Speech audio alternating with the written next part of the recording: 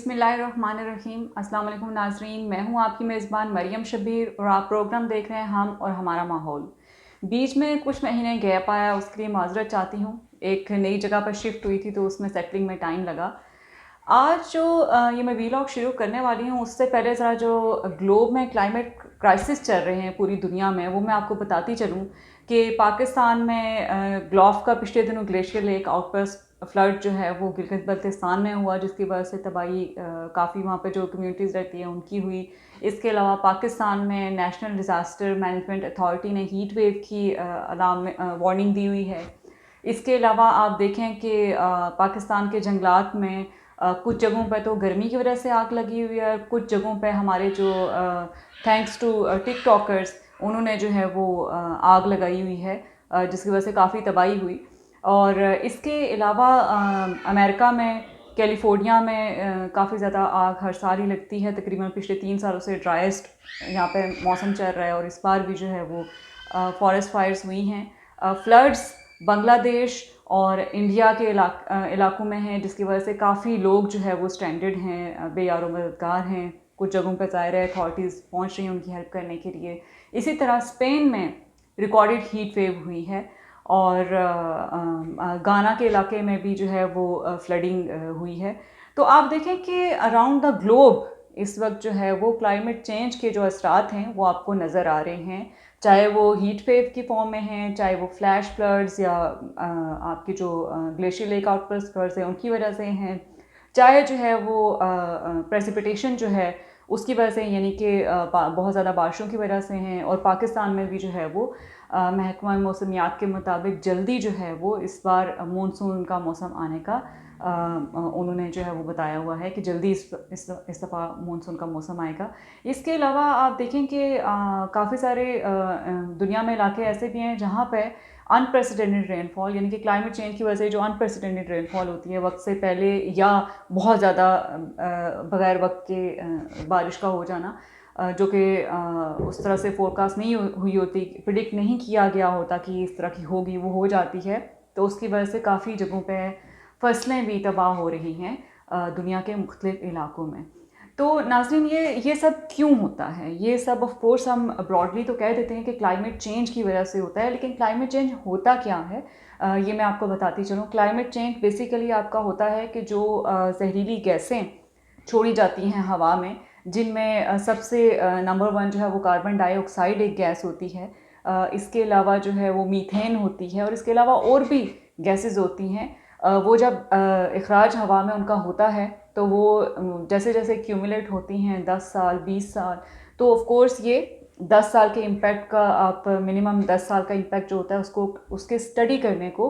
Climate change कहते हैं। और उसकी वजह से जो असरात होते हैं उनको क्लाइमेट चेंज इम्पैक्ट्स कहते हैं। तो ये जो क्लाइमेट चेंज है इसकी वजूहात ये होती हैं कि आपके जो है दुनिया के जो बड़े ममालिक हैं, जिनमें बहुत ज़्यादा जिनकी इकॉनमी स्ट्रॉन्ग हैं, जैसे कि आप देखें कि चाइना है, अमेरिका है, इंडिया की इकॉनमी बहुत अच्छी है, इस तरह के और भी इलाके हैं, मुल्क ममालिक हैं जो कि आपके कार्बन डाइऑक्साइड जो है वो उसका अखराज बहुत ज़्यादा कर रहे हैं। और क्यों करते हैं?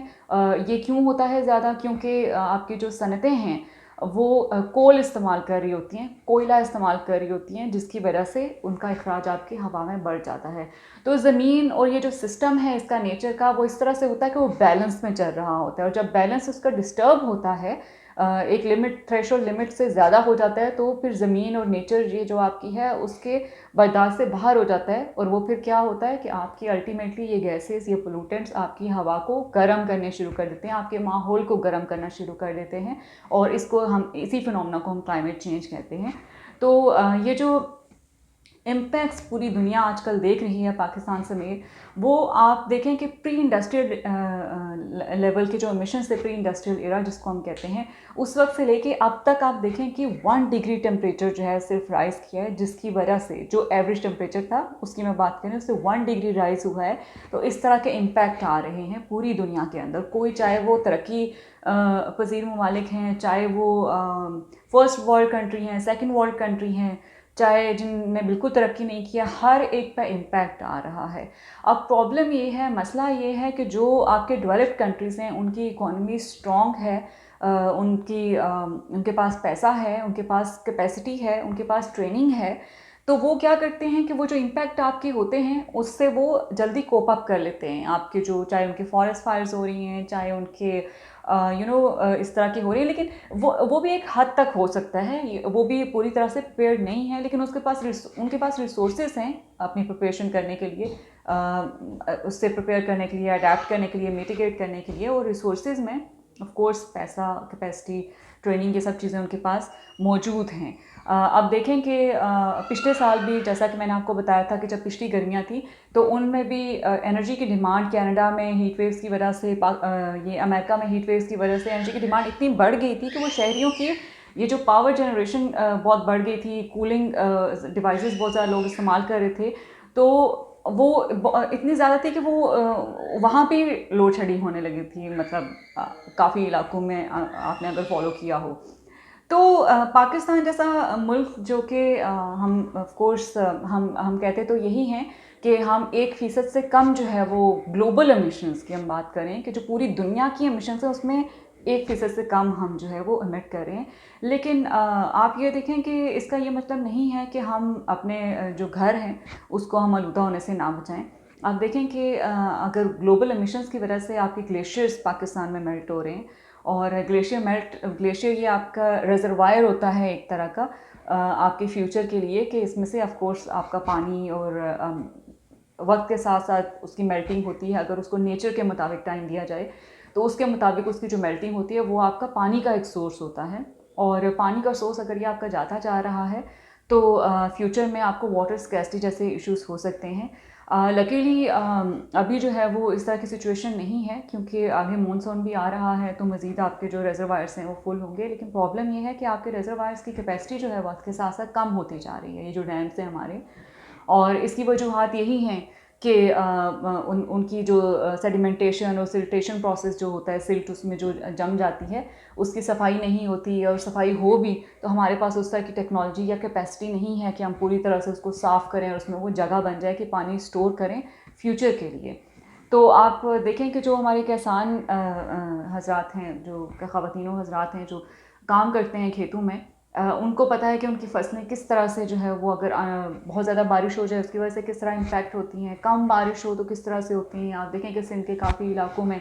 वहाँ पर ड्राउट आता है, कहत साली पड़ती है, जिसकी वजह से लोग काफ़ी मर जाते हैं, उनकी भी फसलें तबाह होती हैं ड्राउट की वजह से, वहाँ पे जो हर तरह की लगाते हैं। तो मसले तो क्लाइमेट चेंज रिलेटेड बहुत ज़्यादा हैं, हीट वेव के मसले हैं। अब सबसे ज़्यादा जो मैं आज इस पर बात करना चाहती हूँ बेसिकली हीट वेव पे करना चाह रही थी, और ये बताना चाह रही थी कि पूरी दुनिया में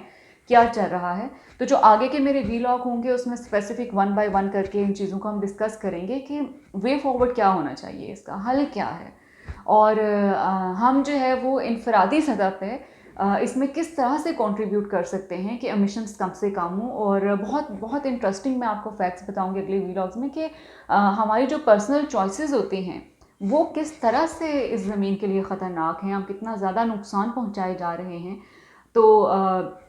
लेकिन अभी जो हीट वेव्स और ये जो ग्लोबल फिनोमेनास हैं, इनकी अगर हम बात करें तो सबसे पहले तो ये है कि जो ममालिक हैं, जो डेवलप्ड कंट्रीज़ जिनको हम कहते हैं, बड़े बड़े ममालिक, उनको पेरिस एग्रीमेंट के अंडर जो है उन पर ये टारगेट्स सेट करते हैं वो अपने, कि हर मुल्क ने, चाहे वो डेवलप्ड है चाहे वो डेवलपिंग है, उनने कुछ एमिशंस कम करनी है। और वो फिर जो है वो जब भी कॉन्फ्रेंस ऑफ पार्टीज़ नेक्स्ट जो कि होने जा रही है फिर से दिसंबर में, उसमें फिर वो डिस्कस करते हैं कि इतने इतने हमने ये टारगेट्स अचीव किए और कहाँ जो है वो हमने अचीव नहीं किए। तो उसी पेरिस एग्रीमेंट के अंडर जो डेवलप्ड आपके कंट्रीज़ हैं उनका काम ये है कि जो क्लाइमेट फाइनेंस है उनको मोबिलाइज़ करना, हमारे पाकिस्तान जैसे ममालिक के लिए, डेवलपिंग कंट्रीज़ के लिए कैपेसिटी उन्हें प्रोवाइड करना, और इसके अलावा जो है वो रिसोर्सेज फराहम करना जिसकी वजह से वो अपनी जो वल्नरेबिलिटीज़ हैं, यानी कि जो सैलाब की वजह से नुकसान होते हैं, जो आपके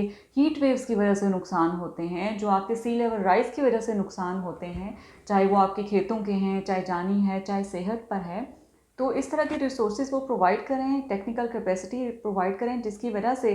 लोग ये जो क्लाइमेट चेंज का फिनोमेना है इसको हम